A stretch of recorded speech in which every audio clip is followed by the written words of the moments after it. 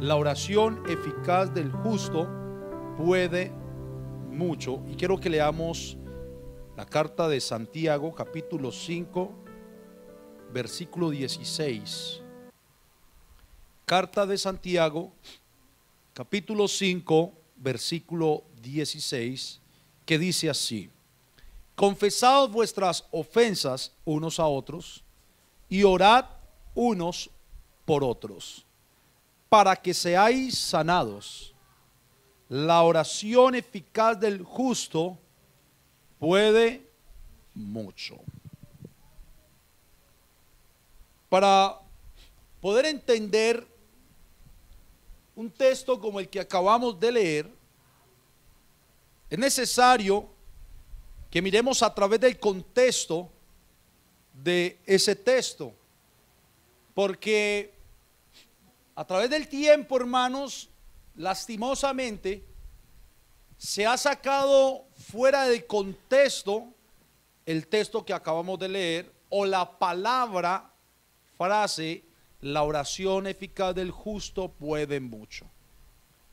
Y digo que se ha sacado de su contexto porque muchos la han usado y la usan para querer infundir en la vida cristiana que el creyente orando lo puede todo. Y pueden llevar todo ese mensaje con otros versículos que la Biblia habla de la oración, en donde dice pedid, se os dará, y bueno, y otros versículos. Pero gracias a Dios, para nuestro entendimiento y conocimiento, nos ha dejado a través de Santiago una escritura como esta, la cual nos debe poner en una mesura y en un polo a tierra acerca de aquella oración eficaz del justo. Porque lo que Santiago está diciendo no es que la oración eficaz del justo lo pueda todo. Él dice, la oración eficaz del justo puede mucho. Y una cosa es mucho y otra cosa es todo. Y si notamos el último capítulo de Santiago, después de su versículo 3 en adelante, vemos que Santiago hace un llamado a la oración a los creyentes que estaban recibiendo la carta. Esta carta de Santiago tiene algo particular, y era que él estaba escribiendo a unos hermanos que estaban siendo oprimidos en sus trabajos por los ricos. Otros dentro de eso eran creyentes con mucho dinero, otros no con mucho dinero, pero algunos eran esclavos de estos amos que eran opresores, algunos siendo conocedores del Señor ya. Y él les habla acerca de aquella opresión. Él les habla acerca del día del mañana. Él les habla acerca de la misma murmuración, porque por dicha opresión con la que los hermanos se sentían, comenzaban a murmurar y a juzgar a sus amos. Y Santiago les llama a estar tranquilos, pacientes, y no tomar las cosas como las estaban tomando contra los opresores que tenían. Él les enseña a ser pacientes hasta la venida del Señor. Por eso dice el versículo 7 del capítulo 5, por tanto, hermanos, tened paciencia. Y esa paciencia era por la opresión, porque el versículo 1 del capítulo 5 dice: vamos ahora, ricos, llorad y aullad por las miserias que os vendrán. Vuestras riquezas están podridas y vuestras ropas están comidas de polilla. Vuestro oro y plata están enmohecidos, y su moho testificará contra vosotros y devorará del todo vuestras carnes como fuego.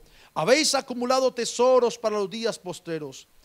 He aquí clama el jornal de los obreros que ha cosechado vuestras tierras, el cual por engaño no les ha sido pagado por vosotros. Ahí le está hablando a los ricos opresores, Pablo. Y los clamores de los que habían cegado han entrado en los oídos del Señor de los ejércitos. Se ve que había un grupo que estaban clamando, estaban diciendo: mira esta opresión. Habéis vivido en deleites sobre la tierra y sido disolutos. Habéis engordado vuestros corazones como en día de matanza.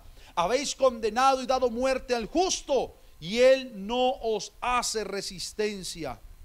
Esa era la opresión de los ricos sobre aquellos que trabajaban para ellos. Por eso sigue diciendo, por tanto, hermanos, y aquí les da una palabra de esperanza, tened paciencia. ¿Por qué tenían que tener paciencia? Paciencia en medio de la opresión, paciencia en medio de la dificultad, paciencia en medio del sufrimiento, paciencia con estos que estaban enseñoreándose sobre ellos, hasta la venida del Señor. Mira cómo el labrador espera el precioso fruto de la tierra, aguardando con paciencia hasta que reciba la lluvia temprana y la tardía. Tened vosotros también paciencia y afirmad vuestros corazones, porque la venida del Señor se acerca, le dice Santiago. Y mire lo que el versículo 9 nos habla. Hermanos, no os quejéis unos contra otros. ¿Por qué le dice eso? Por la opresión que había, por la queja. Si usted mira el capítulo 4, va a encontrar algo de queja, por lo que ellos expresaban, y dice, y llegó a oído del Señor, no os quejéis unos a otros o contra otros, para que no seáis condenados. He aquí el juez está delante de la puerta. Hermanos, tomad como ejemplo de aflicción y de paciencia a los profetas que hablaron en nombre del Señor. He aquí tenemos por bienaventurado a los que sufren.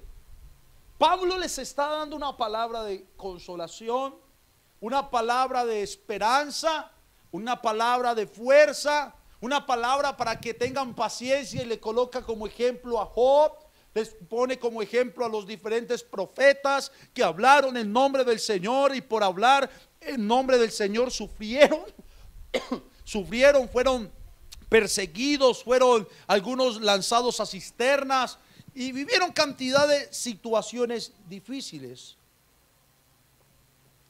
Y todo esto para llegar al versículo 13, en donde los llama ya a la oración. Ya no se quejen, ya no se desesperen, tengan paciencia, fortalezcan sus vidas en el Señor hasta que el Señor mismo venga por ustedes. No se quejen unos a otros. Ahora les dice, tengamos paciencia, pero en medio de esa paciencia vamos a orar.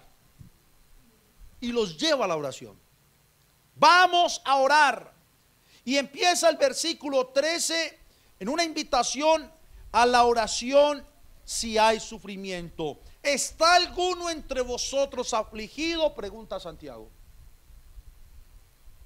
Y yo les pregunto en esta noche, ¿está alguno entre los que estamos aquí, los que están conectados en Zoom, viendo la enseñanza en vivo, está alguno en esta noche afligido? Haga oración, dice la palabra. Haga oración. Es la invitación, ore. Y qué buena invitación, hermanos, porque normalmente cuando estamos en los momentos difíciles, momentos de tristeza, de pruebas, de tribulaciones, de aflicciones, muchas veces el mismo creyente lo último que hace es orar, cuando debería ser lo primero que deberíamos hacer. ¿Qué pasa cuando llega la aflicción? De una, el cerebro del hombre, del ser humano, se bloquea y no sabe ni tomar decisiones. Cuando llega la prueba, cuando llega la encrucijada, cuando nosotros los seres humanos nos sentimos acorralados, hermanos, nuestra actitud a veces no es de acuerdo a la Escritura, de acuerdo a la palabra de Dios, sino que empezamos a tomar decisiones y a hacer cosas que no van acorde a lo que el Señor manda en su palabra. ¿Pero por qué? Porque no hacemos lo que Él dice, y es oren. Si estoy afligido, ¿qué debo hacer? Orar. Pero pastor, no tengo ganas de orar, estoy aburrido, estoy aburrida, tengo tristeza, no quiero eso. Ahí es donde más hay que orar. Cuando en su mente usted no tiene deseo de orar, hermano, ore y va a ver qué pasa. ¿Y qué va a pasar? Le voy a decir qué va a pasar. Me lo voy a adelantar. Va a sentir fortaleza espiritual en su vida. va a sentir fuerzas que Dios le va a entregar y va a empezar a ver las cosas con claridad, porque en medio de la aflicción vemos todo turbio y no claro. Amén. Entonces Santiago está llamando a los hermanos. Ellos estaban oprimidos, hermanos, por los ricos. Ellos estaban desesperados. Ellos estaban en aflicción, en desespero, en tristezas. Esa era su situación. Quizás alguien en esta noche viene con unas situaciones difíciles. Quizás alguien vino con problemas o ha tenido problemas, o los problemas no se lo ha mostrado a nadie, sino que todo está en su cabeza, en su mente. Y viene el desespero. Y lo que Santiago dice: no se preocupe, alguno está así, afligido, ore para que pueda ver todo como debe verlo, para que todo lo pueda ver con claridad. Sigue diciendo: pero se encuentra alguien alegre, cante alabanzas. ¿Usted no nota que cuando estamos contentos comenzamos a cantar como por inercia? Usted está contento y usted: oh, pronto vendrá el Señor. Y la etiqueta: no, gloria a Dios, yo estoy feliz, le quiero alabar. Pero porque estás contento, estás alegre, y de tu corazón, de una manera espontánea, comienza a salir alabanzas al Señor y a glorificarlo. Porque cuando estamos alegres sale espontáneamente una alabanza, pero cuando estamos afligidos no sale espontáneamente la oración. Qué cosa, ¿cierto? Pero sigue Santiago hablando de la oración, y resulta que esto que ellos vivían los tenía enfermos. Y una enfermedad doble. Una enfermedad doble. Yo les pregunto: ¿alguien por una aflicción fuerte en su vida se puede enfermar, sí o no? Y bastante, ¿oyó? Y por eso la enfermedad doble. Se puede enfermar físicamente y se puede enfermar espiritualmente. Hay gente, hay personas que en medio de sus situaciones difíciles, un estrés, problema en el hogar, unas deudas, los hijos, el esposo, la esposa, el trabajo, algo que esté afligiéndole enormemente su vida y su entorno, terminan con derrame cerebral, terminan en hospitales, UCIs, clínicas de reposo, y en el caso más fuerte, en un ataúd, ya muertos. Porque está comprobado, hermanos, que usted en medio de un estrés, su cerebro comienza a mandar una información que desestabiliza todo su cuerpo y te puede llevar a un infarto. Hay mucha gente que usted dice: hey, infarto, y dice: ay, tan bueno, así quisiera morir yo. De un golpe y chao. Usted queda a ver cómo fue ese golpe y chao. Usted queda a ver cómo estaba en esa cama persona zarada pensando: Dios mío, y le dolió y pa, ahí quedó. O sea que una situación difícil puede enfermarte físicamente, pero en el caso de ellos los tenía enfermos físicamente por su aflicción, pero espiritualmente porque estaban viendo con malos ojos al prójimo.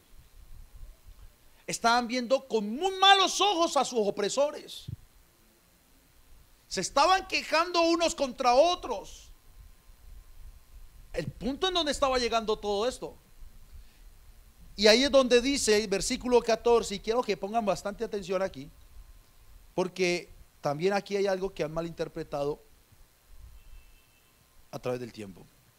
¿Está alguno enfermo entre vosotros? Dice Santiago a los que estaban viviendo su... Yo aquí estoy tratando de explicar el contexto, hermanos, de ese texto que leímos al principio, que es el título del mensaje.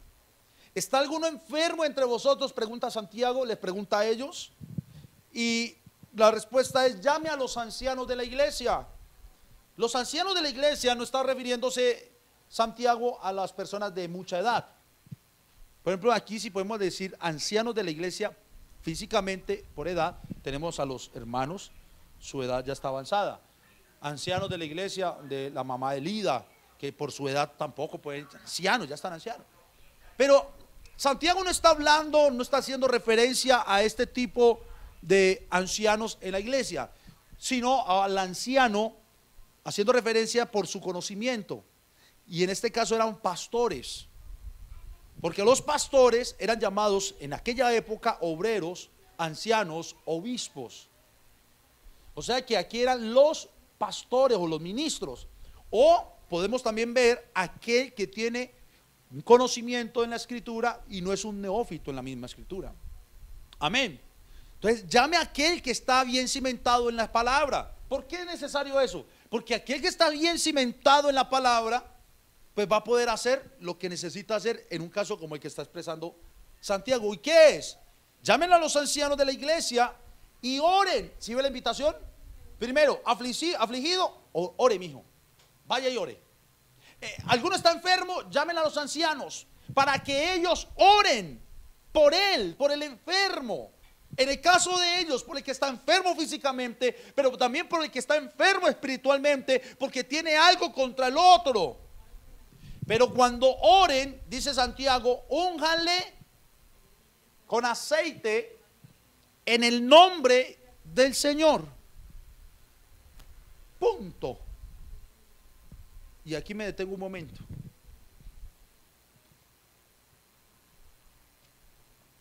¿Por qué me detengo un momento? Porque hay una costumbre hoy en día, bueno, hoy en día no, hace mucho tiempo, con el aceite.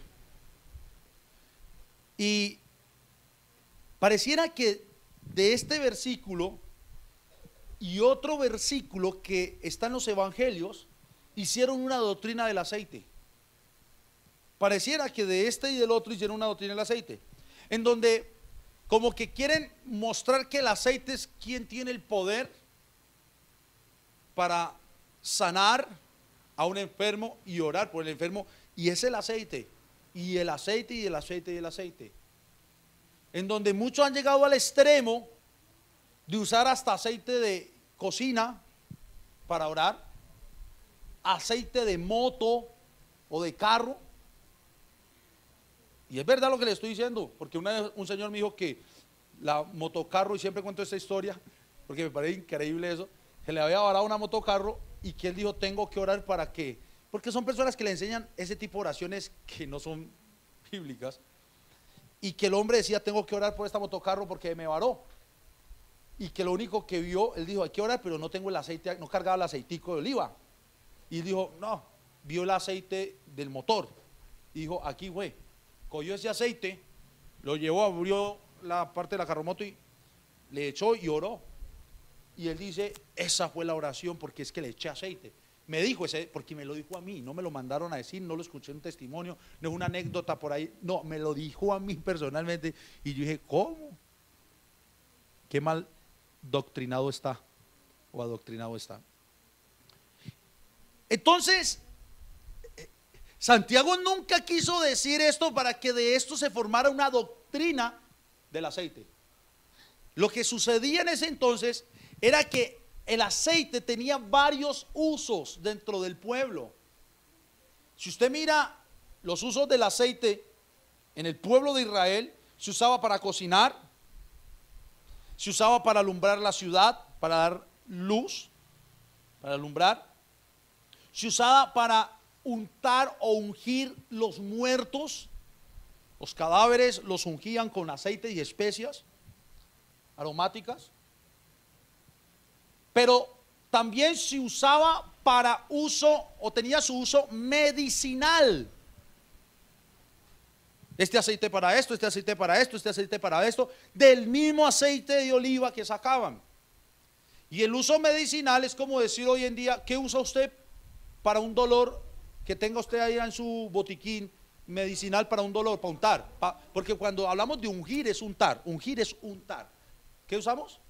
Vaporú, alcohol, a veces pasan con alcohol con alacrán, o de eso, dolor. Hay un coso verde, ¿cómo se llama? Feeling. Pili, buenísimo, huele delicioso, le echan, hijo, le calientan donde está el dolor y le quita el dolor. Esos son ungüentos, cremas y le ponen a usted su ¿cómo es? Su venda, la chuchuguasa para el dolor, el que pasaba en el carrito, ¿acuerdan? La chuchuguasa. Cannabis, todo lo usan para hacer ungüentos. Ese es el ungüento que se usa hoy en día. El ungüento para uso medicinal que usaban en aquella época, en ese sentido, para untar o ungir un enfermo o un dolor o algo, era el aceite, pero aceite de oliva normal, y era su costumbre. Ese aceite no tenía nada que ver con ningún aceite de la Santa Unción.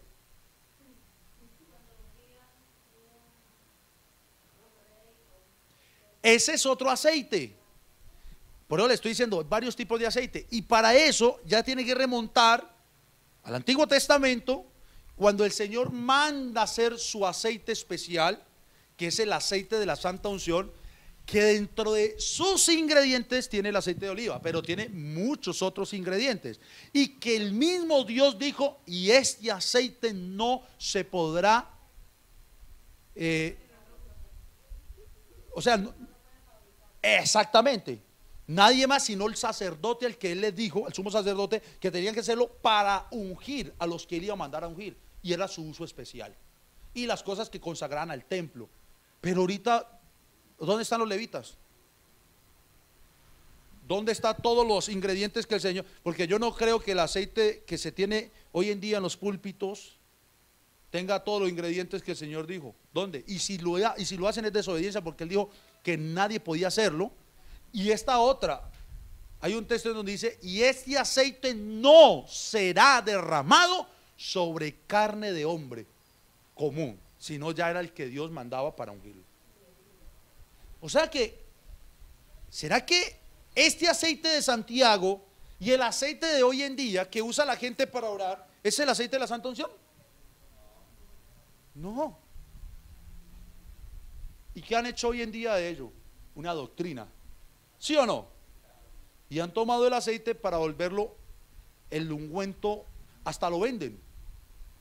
Y otros vienen de por ahí Israel y traen, hermanos, si no es agua, aceite. Dice, esto ya viene ungido, hermanos.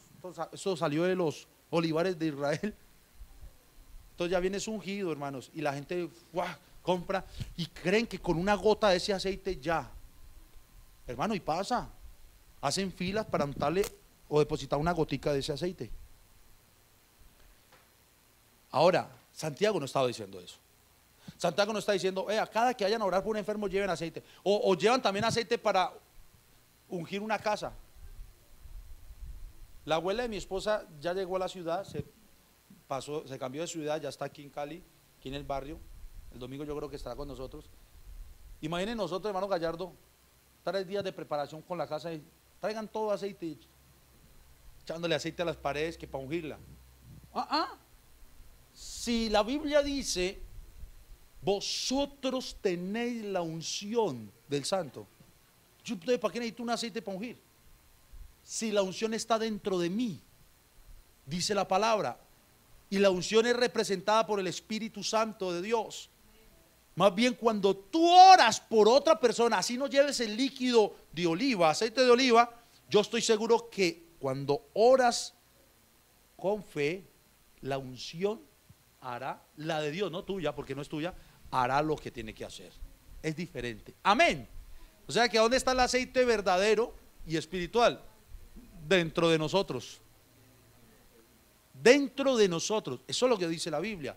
Entonces mire lo que está diciendo. Si alguno está enfermo entre vosotros, llamen a los ancianos de la iglesia y oren por el enfermo, ungiéndole con aceite, costumbre que tenían ellos, no es que tenga que usted repetir esa costumbre, ungiéndoles con aceite en el nombre del Señor. Ahí ya el texto nos está mostrando la verdad. Lo que iba a sanar al enfermo no era el aceite, no era ni la oración, porque pues la oración es un medio, no es el fin. La oración es un medio, hermanos, Porque hay gente que también le pone todo lo que estaba diciendo al principio, el poder es a la oración, como a la fe. Ven la fe más que la misma fe. Entonces, la oración la ven como si la oración misma fuera Dios. No, la oración es el medio para que Dios obre. Aquí el que tiene la supremacía, el poder y la autoridad para obrar es el Señor. En el nombre del Señor. Y dice, y la oración de fe que se hizo en el nombre del Señor, porque es el Señor el que sana, el que salva, el que perdona, eso salvará al enfermo. O sea, le quitará su enfermedad. Se salvar enfermo es, será quitada su enfermedad. Y el Señor lo va a levantar. Y si hubiere cometido pecado, ahí ya viene la enfermedad espiritual. Le serán perdonados. Y sigue diciendo el versículo 16, ahora sí, confesaos entonces, le dice Santiago a los hermanos allá, unos a otros vuestras ofensas y oren unos por otros, porque viene explicando lo de la oración. Oren unos por otros para que seáis sanados. Oren unos por otros para que se vaya la aflicción. Oren unos por otros para que la enfermedad salga, tanto la física como la espiritual. Y la oración entonces eficaz del justo puede mucho. Puede mucho en la aflicción, no lo puede todo. Puede mucho en la enfermedad. Puede mucho en ayudar a otro hermano. La oración del justo. ¿Y sabe por qué puede mucho? Porque es que nosotros, hermanos, no lo podemos todo. El que todo lo puede se llama Jesucristo. Si nosotros lo pudiéramos todo, entonces ya no necesitamos al Señor. Por eso dice, y por eso dije al principio, gracias a Dios Santiago lo dejó plasmado, puede mucho. Porque ahí donde dijera puede todo. No, pues, si así tuercen esto, ¿cómo era donde diga puede todo? Es más, ¿tú sabes por qué oramos? Por dependencia, por comunión. Oramos porque cuando vamos en oración le estamos diciendo al Señor, Señor, yo dependo de ti. Yo no soy cabo suelto, yo no puedo solo. Y la persona que comienza a caminar como si pudiese sola, llega un momento en su vida que Dios le llama de alguna u otra manera para que venga. Es que usted no depende de usted, usted depende de mí. Vea, hermano, esa es la gran verdad del cristiano. Que yo puedo.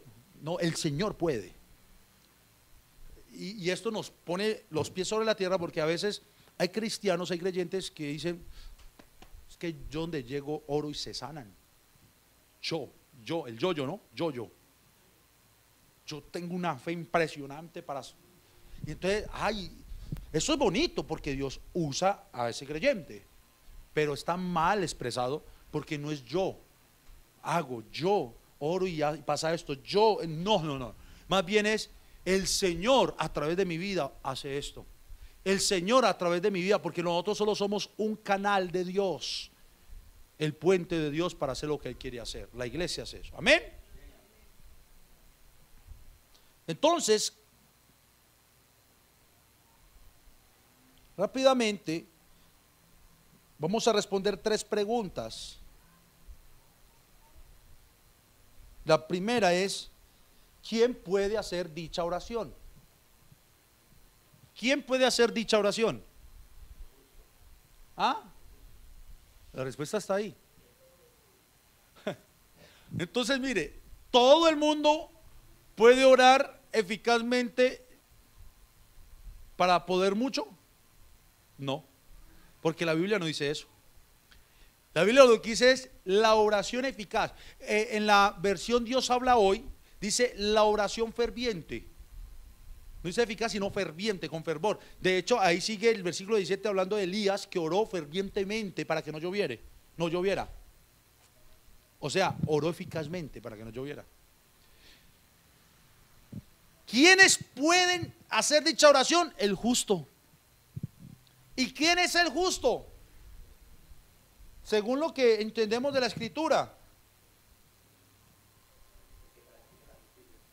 El que ha sido justificado, el que practica la justicia de Dios.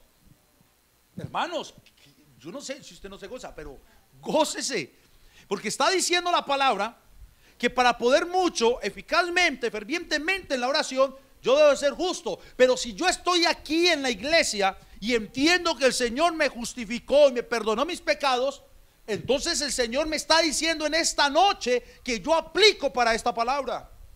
Yo puedo orar eficazmente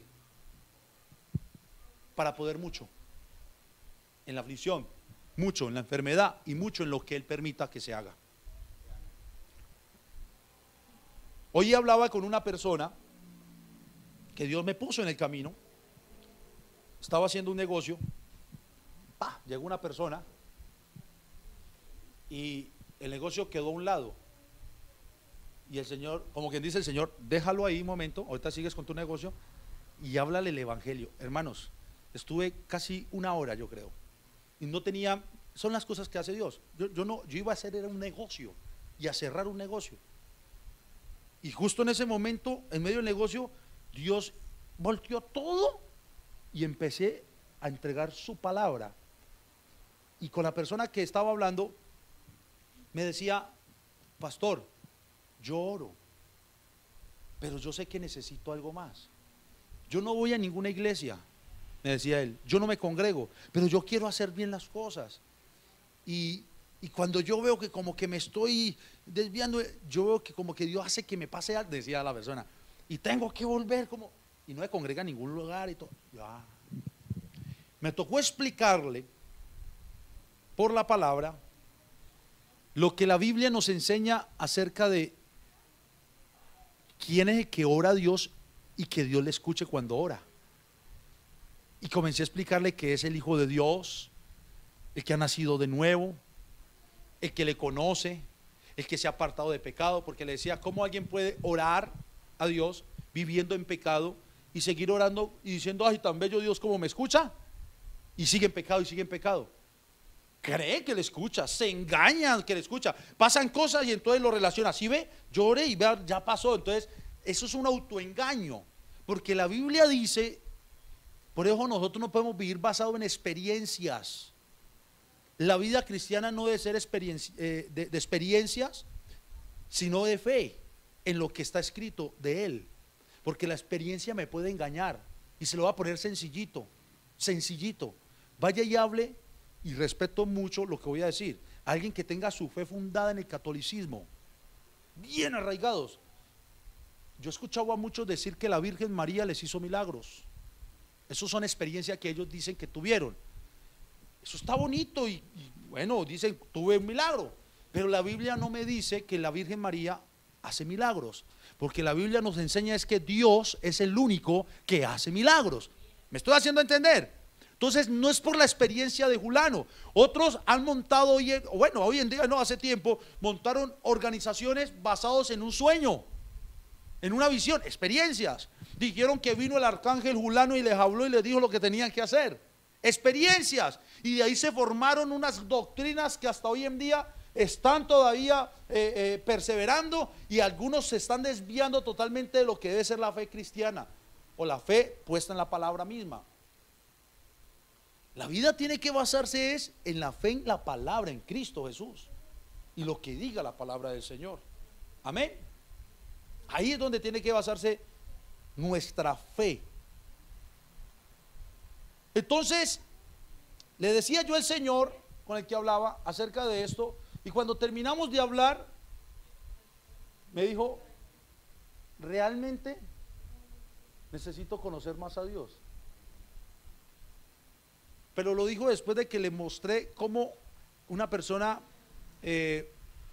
cuando persiste en su pecado, la Biblia dice que la oración no pasa del techo. Claro, ahí quedó como wow.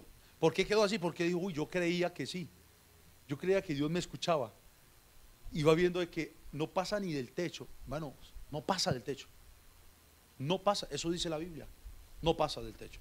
Entonces el que ha sido justificado es el que puede hacer dicha oración al Señor, y sabemos que Dios le va a escuchar.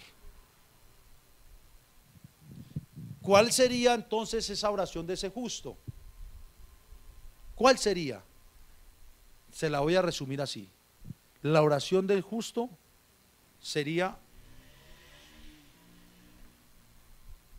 que se haga todo conforme a tu voluntad y no la mía. De esa manera ora aquel que ha sido justificado, que ha sido salvado y transformado.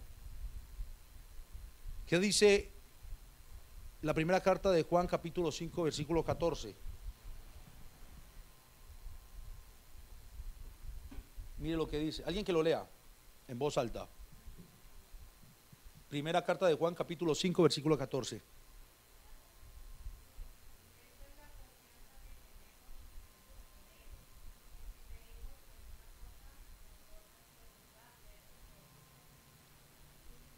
¿Cuál es la confianza que tenemos en Él? ¿Cuál?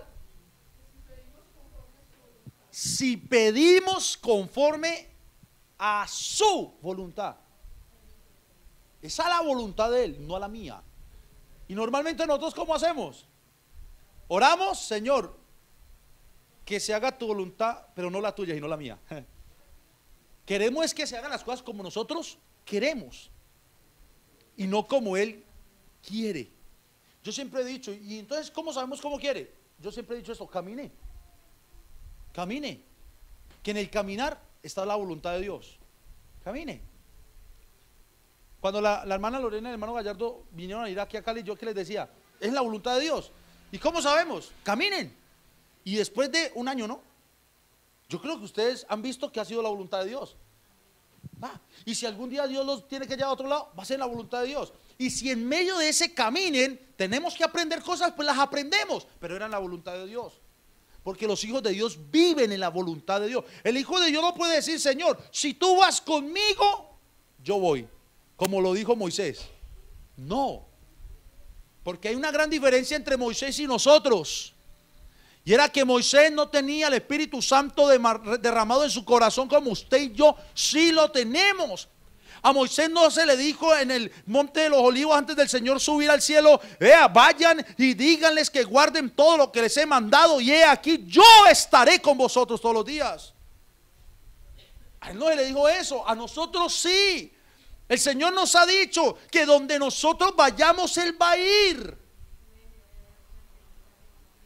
Estará con nosotros todos los días hasta el fin del mundo.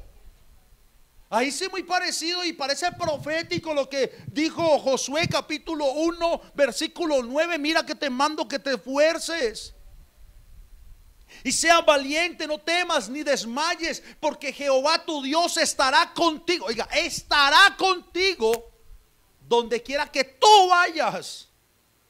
Es donde yo voy, hermanos, Él va conmigo. Pero aunque donde voy yo, Él va conmigo, yo le tengo que decir al Señor en esa dependencia que tengo: Señor, que no se haga mi voluntad. Porque a veces nuestra voluntad es otras cosas diferentes a lo de Dios. La Biblia dice: nuestros pensamientos, tus pensamientos no son mis pensamientos, tus caminos no son mis caminos. Entonces hay que decirle: que se haga tu voluntad en medio de mi caminar. Porque en medio de mi caminar tú me mostrarás lo que tengo que hacer. Ahí ya si yo hago lo que Él me dice que debo hacer, eso es otra cosa. Porque yo estoy seguro que Dios nos muestra la voluntad en medio del camino. Pero a veces nos hacemos los bueno, y nos desviamos. Entonces, ¿cuál sería la oración del justo? Que se haga todo conforme a tu voluntad. Y tercero, y termino ahí, ¿cómo entonces oramos eficazmente?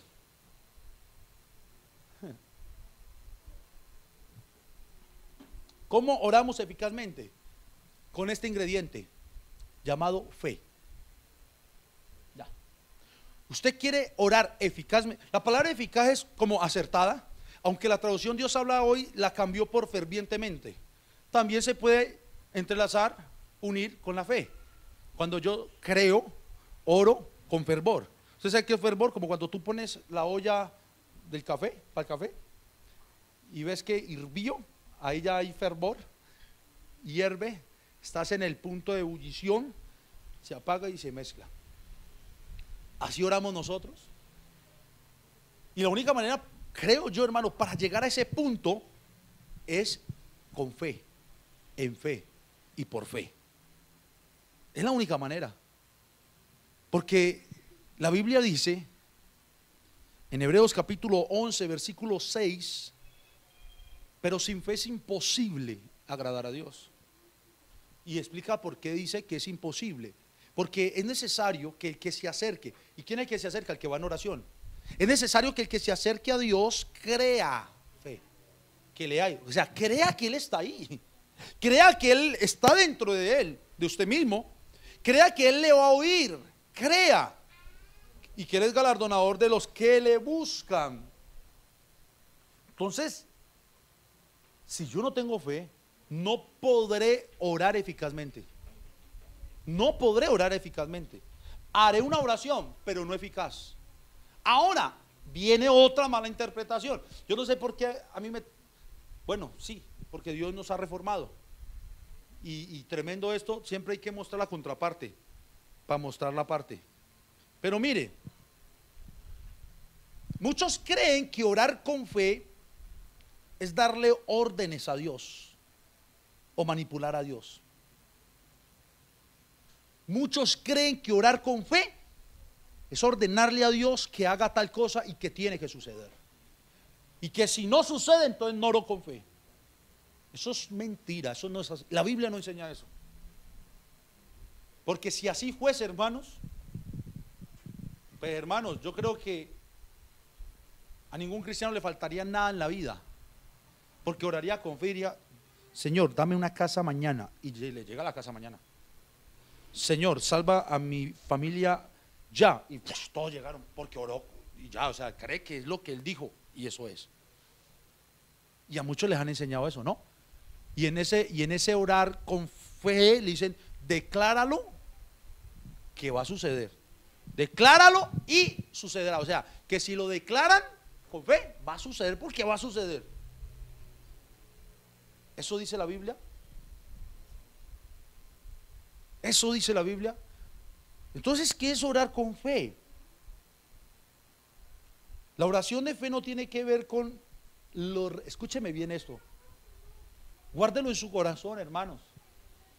La oración de fe no tiene que ver con los resultados. Y a nosotros el mecanismo, el sistema nos ha llevado al resultado. Todo tiene que ver con el resultado. ¿Sí o no? Si un hermano en muchos lugares ora y no pasó nada, el resultado, ¿no? Dice, no tiene fe. No tiene fe. Está en pecado. Eso tiene que estar en pecado. ¿Sí o no? Y no tiene que ver con los resultados. La oración de fe, por el contrario, tiene que ver con la sencilla razón de creer que Dios es verdad, que Dios es real. Por eso dice que el que se acerque a Dios crea que le hay. Saber, entender con convicción que Él nos escucha y que cada resultado, ahí sí, el resultado de la oración no depende de nosotros, ni de cuán bonito hablemos, ni de cuán bonito nos expresemos, sino que el resultado de la oración está enteramente y total en sus manos, por su soberanía y por su misericordia. ¿Me entendió? El resultado de la oración de fe que hace el cristiano no depende del cristiano, depende de Dios mismo. Dios es el que dictamina lo que va a hacer al final de cuentas. Por eso es conforme a su voluntad.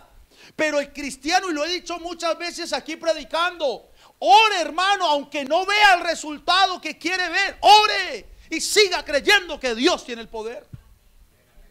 Eso es orar con fe. Amén. Claro, hermano, porque muchos dicen: no, es que la oración de fe va a manipular a Dios y entonces se oye de guerras. Ah, bueno, iglesia, reunámonos a orar. Mire esta, reunámonos a orar, porque la oración del justo puede mucho y puede parar las guerras que se oyen.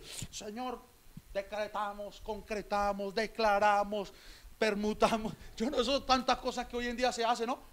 Firmamos, sellamos, pactamos, todo lo que usted escucha, que esa guerra ya, no, y dicen, las cancelamos. Hermano, qué bonito si eso fuera así. Pero ese tipo de oración es más antibíblica que cualquier cosa. Pastor, ¿y usted qué está diciendo? No, ¿cómo así? Yo no hace mucho cancelé por una guerra. Le voy a decir por qué es antibíblica. Porque es ir en contra de la voluntad de Dios. Dios dijo a través de su palabra en Cristo Jesús: habrán guerras, rumores de guerra. ¿Cómo yo voy a orar para que no hayan guerras? ¿Es bíblico orar para que no hayan guerras? No, yo tengo que orar, guárdanos en medio de las guerras, salva las almas en medio de las guerras. Porque, hermanos, de algo estoy seguro, y grábeselo en su corazón: lo que está escrito, escrito está y tiene que pasar. La Biblia dice: cielo y tierra van a pasar, pero su palabra no. Y hasta que se cumpla lo último que está escrito. Y cumplir no es cambiar, porque Dios no cambia. Dios es inmutable. Lo que Él dijo se cumple. El problema es que la gente no entiende y sacan unas doctrinas raras y cancelan los decretos divinos. Entonces, la oración con fe es eso.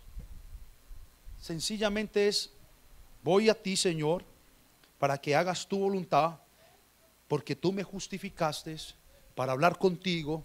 Tengo entrada, comunión continua, y sé que tú eres el Todopoderoso y que en tus manos está la decisión. Obra conforme a tu misericordia. Obra, Señor, conforme a tu soberanía. Él es soberano. Póngase de pie, por favor, hermanos.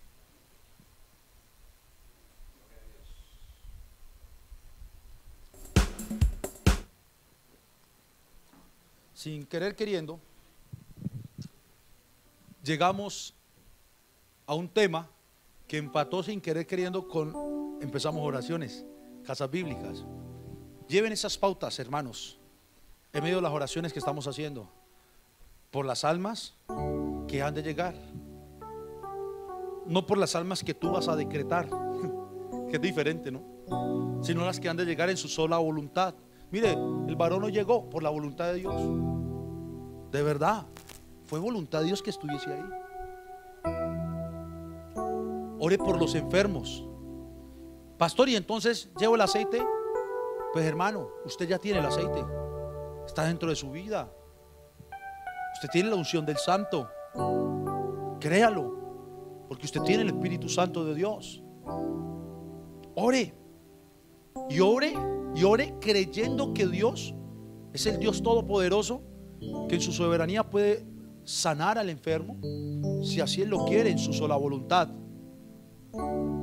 Pero, pastor, ¿y si no se sana? Es que nosotros no somos Dios. Si no se sana, entonces igual le damos gracias a Dios. Gracias, Señor, porque esta fue tu voluntad. Pero nosotros hacemos lo que Él nos manda hacer. Amén. Sí, amén. Oremos eficazmente, como justos que somos, para poder hacer muchas cosas que Él nos ha mandado a hacer conforme a su voluntad. Gracias, Señor Jesús. Gracias por tu palabra. Gracias por hablarnos, por enseñarnos la verdad de tu palabra. Gracias por guiarnos, Señor, para hacer las cosas conforme tu voluntad, como quieres tú, no como quiero yo. Sigue guiando a este pueblo, Señor. Te lo pido, te lo ruego, te lo suplico, para que seamos justos, porque tú nos justificaste orando eficazmente, fervientemente, para poder hacer mucho en tu nombre, Jesús. Amén y amén.